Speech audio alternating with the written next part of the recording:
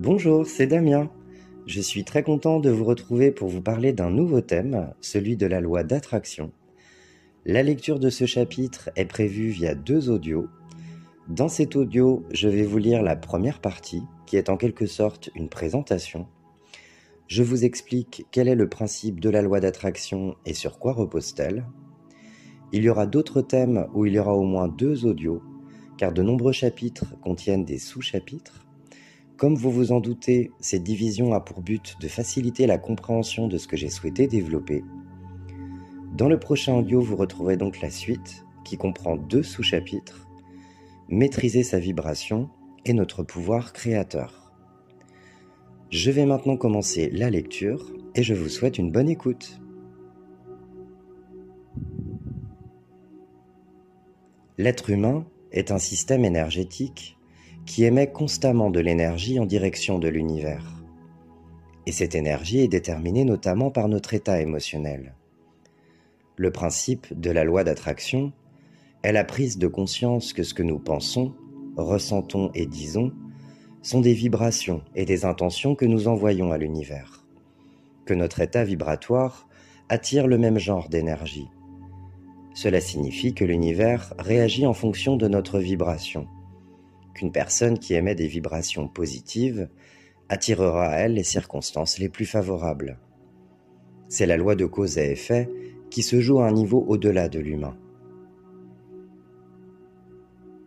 Pour attirer le meilleur à soi, il est d'abord nécessaire de prendre de la distance avec ces énergies dominées par la peur qui nous ont nourris.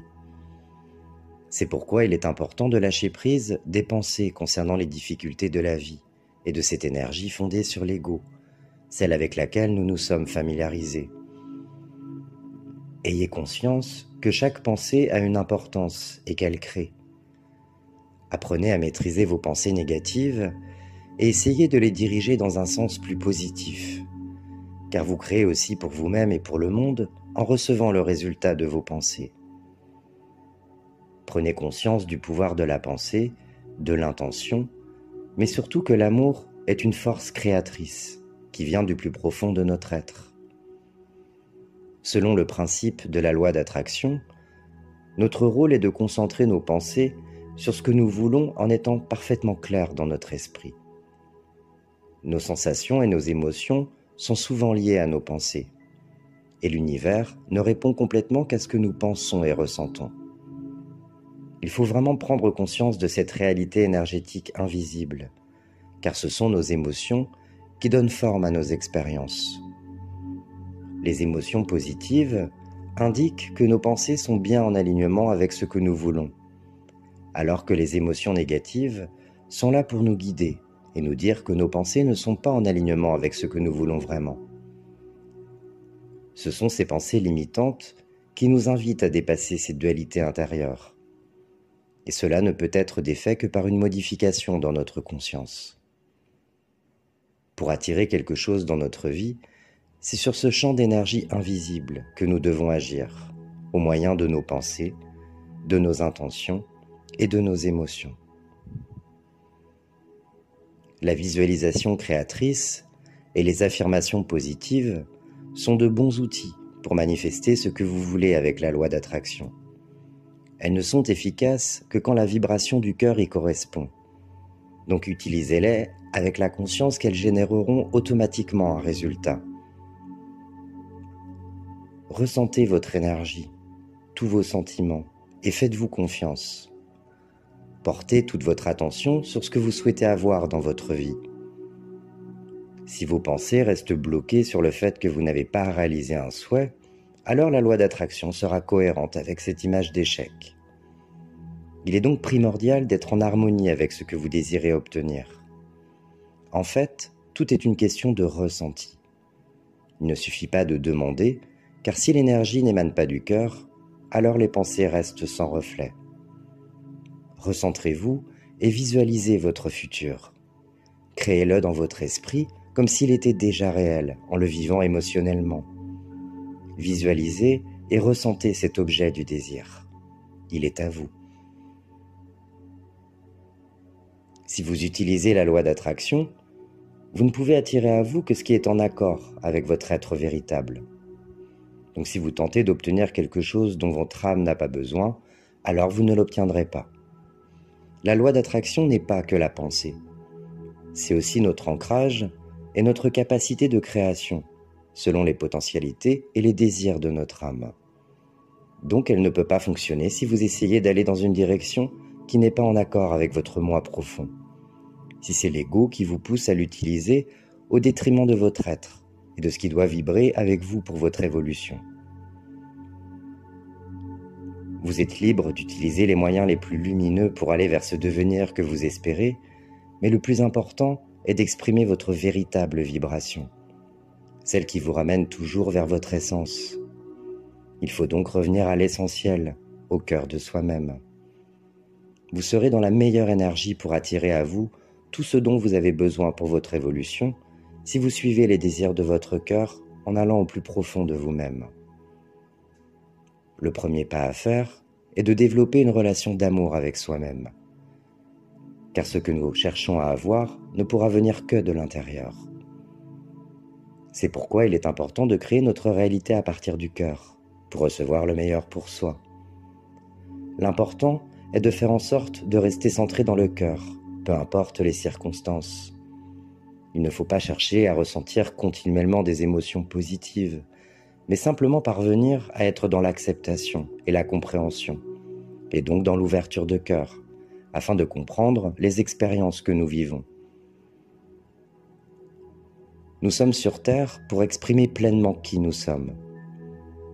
En traversant des expériences difficiles, nous avons tracé un chemin unique, par l'alternance de lumière et d'obscurité. C'est donc un mélange unique que nous avons à donner aux autres. Notre part la plus sombre a son rôle à jouer dans le jaillissement de notre lumière. C'est cette part de nous qui a connu la colère, la tristesse, le désespoir, la solitude, à cause de nos expériences difficiles. Il est normal de ressentir des émotions négatives et il faut les accueillir pour les libérer. On nous invite bien souvent à nous en détourner, mais il faut oser faire face à sa propre obscurité et l'embrasser. Ayez de la compassion pour cette part de vous qui vit dans l'ombre. Invitez-la, accueillez-la et ramenez-la chez vous. Donner le meilleur de soi nous demande de ramener à notre conscience ces parts de nous-mêmes qui vivent dans l'obscurité. C'est à partir de là que notre soi le plus élevé peut se mettre à rayonner, parce que nous sommes à ce moment-là capables de nous relier à ce qu'il y a de plus douloureux en nous.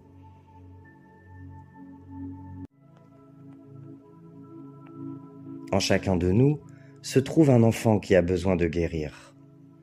Alors tendez-lui la main, regardez cet enfant avec tendresse et voyez tous les efforts qu'il a dû faire pour trouver sa place. Prenez-le dans vos bras et serrez-le contre votre cœur. Nous avons besoin d'amener notre lumière dans nos parts d'ombre, d'apaiser cet enfant à l'intérieur de nous. C'est ce qui nous rendra plus grands et lumineux parce que nous serons capables de l'étreindre avec bienveillance. Nous détenons l'énergie de la solution de par toutes ces parts sombres en nous que nous avons embrassées, pacifiées et unifiées au cœur, ce qui permet aussi d'aider tout ce qui nous entoure. Notre entourage ressent cette ouverture, cette tendresse et cette inspiration en notre présence. Cette énergie d'amour peut les aider à se transformer. C'est aussi pourquoi il est important de revenir en son centre et de travailler cet amour pour soi-même.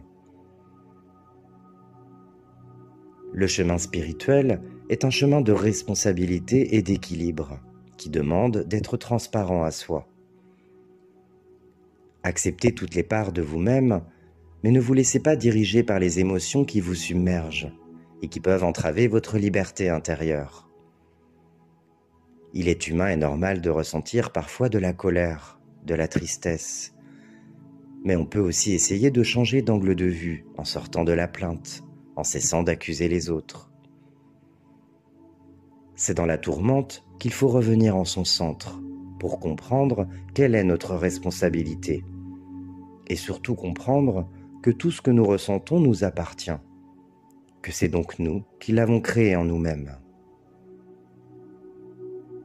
Pour attirer le meilleur à soi, il faut être revenu à l'amour, à l'estime et au respect de soi.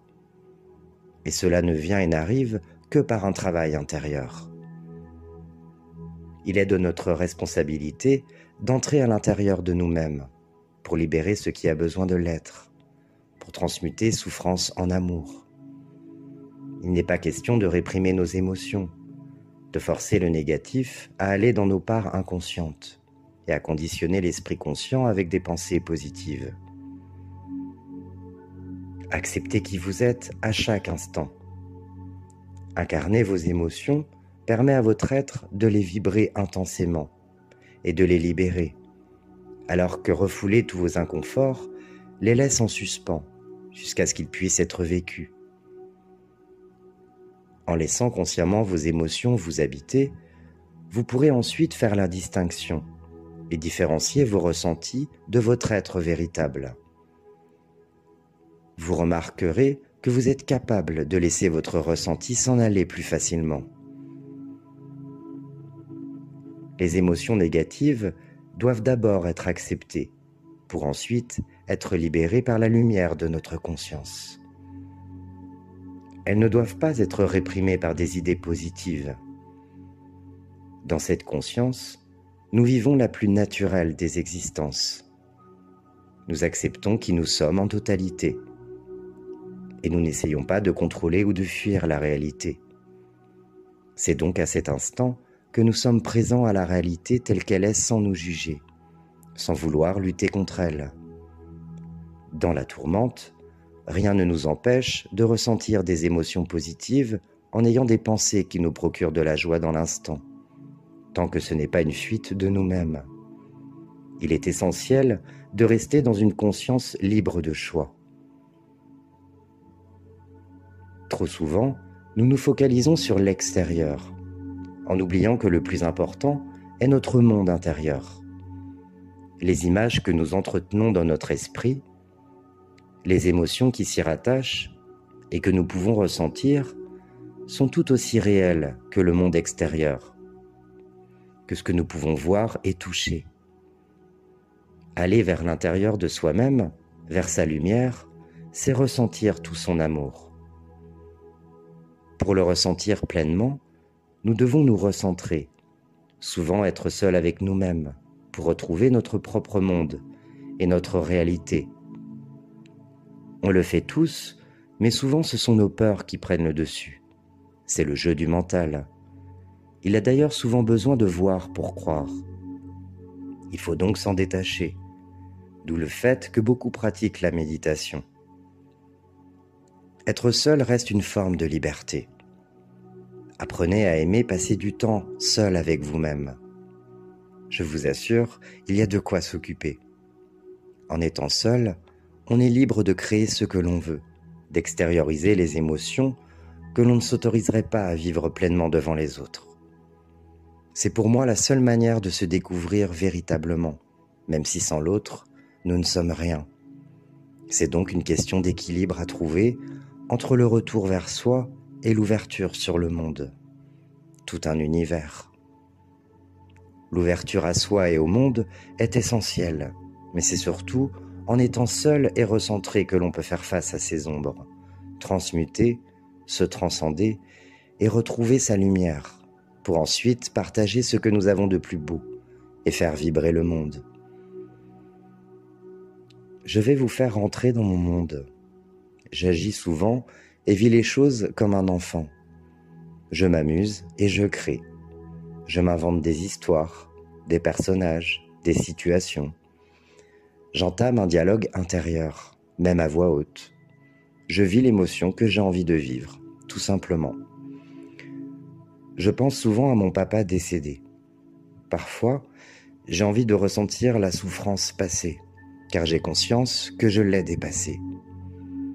Il est difficile de trouver les mots justes pour faire part de ces émotions et sensations, mais je revois les scènes du passé, et ensuite je visualise qu'il est bien, qu'il ne souffre plus.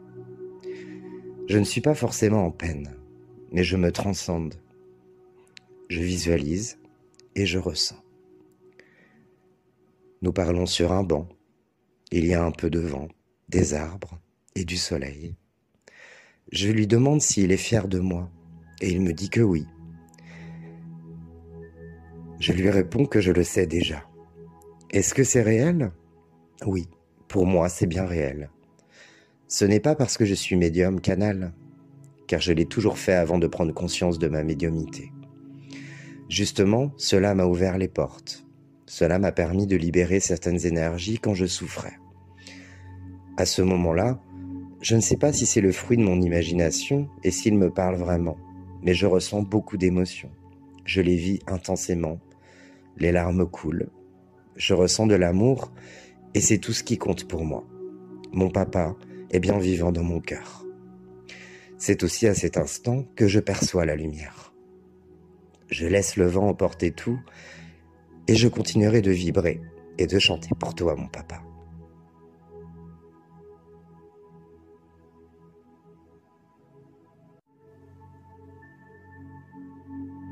Vous aussi, pensez à vos proches partis de l'autre côté. Vous ne les ressentez peut-être pas, mais eux nous voient clairement. Vous pouvez entamer un dialogue intérieur pour entendre et ressentir tout ce que vous avez de plus beau à vous dire. Ne vous dites pas que c'est votre imagination, que ce n'est pas réel, que ça ne change rien à la situation. Les âmes n'ont pas besoin de se voir pour communiquer, car tout n'est que fréquence et vibration. Reliez-vous à votre conscience divine en les ramenant au centre de votre cœur et laissez le mental de côté pour simplement ressentir leur amour. Pensez à ce que vous voulez, à tout ce qui peut vous permettre de ressentir de l'amour. En notre âme, nous sommes des créateurs. C'est le mental, l'ego, qui œuvre dans la peur, qui doute, qui culpabilise, qui nous limite. Ne le laissez pas tourner. Abandonnez-vous à l'amour. Si une situation avec une personne proche vous tourmente, n'hésitez pas à entamer un dialogue intérieur en visualisant cette personne avec qui vous voulez entamer une démarche de pardon. Le pardon est un exemple. Si vous avez dû poser vos limites avec un proche parce que c'était nécessaire pour votre bien-être et que son absence vous rend triste, vous pouvez tout aussi bien visualiser un échange avec cette personne afin de rétablir les liens lors d'une réconciliation. Imaginez la scène et vivez-la de l'intérieur. Serrez-la contre votre cœur. N'oubliez pas que vos pensées et vos émotions sont créatrices. Donc cette énergie d'amour, elle la recevra. Cette personne n'est pas rentrée par hasard dans votre vie. Et même s'il était nécessaire de vous éloigner d'elle, cela vous rapprochera sur le plan de l'âme. Cela pourra aussi vous aider à libérer des énergies. Qu'est-ce que la réalité ? Le réel n'est pas seulement ce qui est concret, palpable, dans la matière. On se focalise trop souvent sur l'extérieur. Donc revenez vers l'intérieur, vers tout ce qui se passe en vous. Soyez vrai avec vous-même. Vivez vos émotions, ne les refoulez pas. Vos émotions vous donnent une direction, un chemin à prendre. Les émotions négatives sont là pour vous montrer ce qui doit être épuré. Accueillez ces parts de vous-même qui vivent dans l'obscurité et mettez-les en lumière. Les émotions vous invitent justement à vous mettre en lumière, à les partager dans une forme d'expression et de créativité. Partagez vos émotions avec vous-même ou avec les autres. Apprenez simplement à maîtriser vos émotions négatives. Ne les réprimez pas. Elles mettent l'accent sur votre sensibilité, sur ce qui doit être libéré en vous.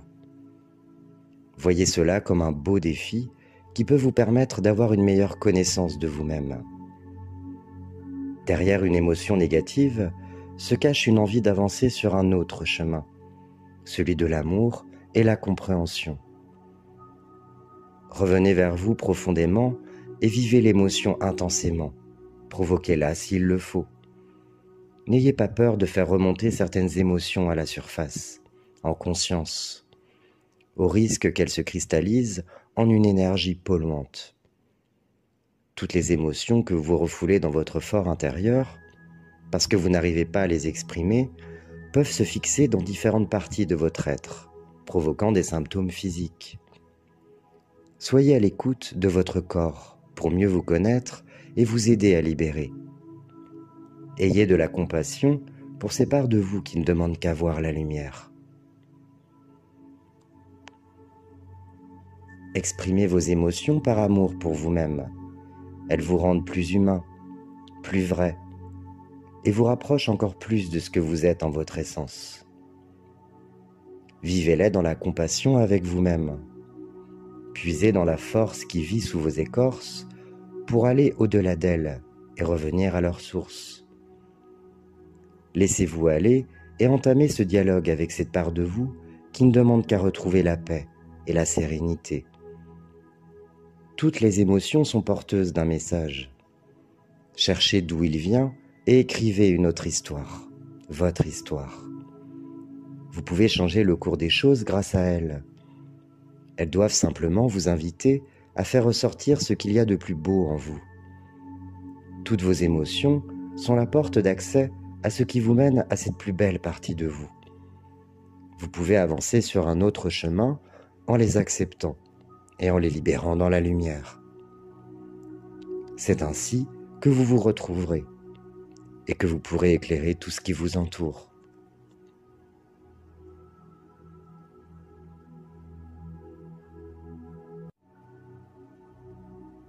Soyez transparent avec vous-même et en harmonie avec ce que vous ressentez. Les émotions sont faites pour être exprimées. Laissez les larmes couler dans la peine, dans la joie. C'est une forme de lâcher-prise, de libération. Elles font ressortir des émotions qui sont parfois emprisonnées en nous-mêmes et qui peuvent donc créer des difficultés. Nos larmes sont utiles et coulent pour nourrir les océans, pour rafraîchir la terre, pour faire grandir cette force qui vit sous nos écorces. Vivez vos émotions pour vous libérer et laissez couler ces larmes qui naissent d'un sentiment d'amour quand vous visualisez votre futur, dans l'espoir de vivre un jour ce devenir que vous attendez. C'est une belle manière de se donner de l'amour et de monter en vibration. Libérez vos émotions négatives et générez l'espoir en permanence en vous et autour de vous pour ouvrir le champ de tous vos possibles.